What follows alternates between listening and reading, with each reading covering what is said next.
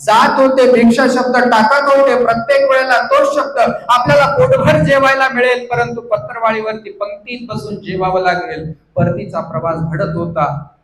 पाहता पाहता दंते गोपाळबासांची प्राण ज्योत मावळली.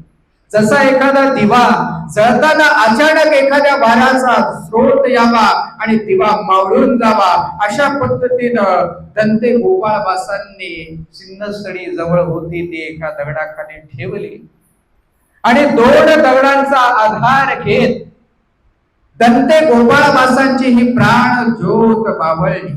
ज्योत मावळल्यानंतर अंधार व्हायला पाहिजे, पण आश्चर्य काय, संध्याकाळच्या वेळेला ज्या वेळेला तो राजा त्याच्या त्या किल्ल्यावरती उभा होता, त्याला एक प्रकाश दिसला आणि त्या प्रकाशाचा वेध घेत ज्या वेळेला सैनिक आले त्यावेळेला ते पार्थिव झालेलं शरीर दंते गोपाळबासांचं त्यांना दिसावं आणि लक्षात यावं, अरे ज्यांच्यासाठी हे अन्नक्षेत्र लावलं होतं असे पात्र जर या ठिकाणी उपवाशी राहून यांची ही अवस्था झाली असेल तर काय उपयोग. म्हणून राजाने ते अन्नक्षेत्र मोडून टाकलं. पण सांगायचं तात्पर्य एकच आहे, मरण पत्करलं पण धर्म सोडला नाही.